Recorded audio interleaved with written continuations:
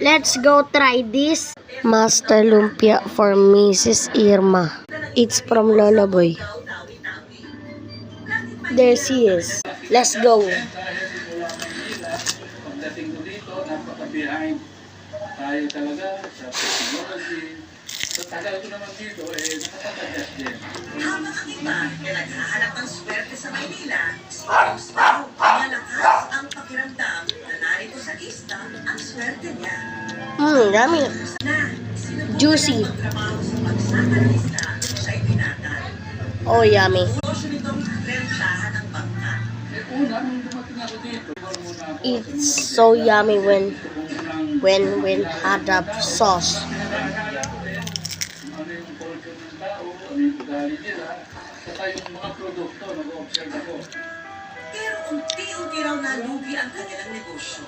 Kaya si Boss, Cheese. nag-isip ng ibang pagkakakitaan. Hindi rin mapala. At yung natira nga 10,000 na lang. Dahil mayaman ang dagat sa kanilang isla, naisip niyang magbenta ng pugita dahil marami raw nito sa kanilang lugar. You should try this. This is the location. Sa di inaasahang pagkakataon, Okay, nagkaroon that's ng enough. issue na dayaan ang timbang sa mga tindahan ng mga kain dagat sa lugar nila. Kaya ninabayaran ng mga buyers namin na lungkot ako ng... It's the green gate, okay? Magsisimula na naman ako sa umpisa. Dumating ang pera sa kapitbahay para lang makapagsimula ulit. Nagsimula siyang magtinda ng isda sa maliit na pwesto sa labas ng kanilang bahay dito. Kinalaunan, dumami ang kanyang mga suke.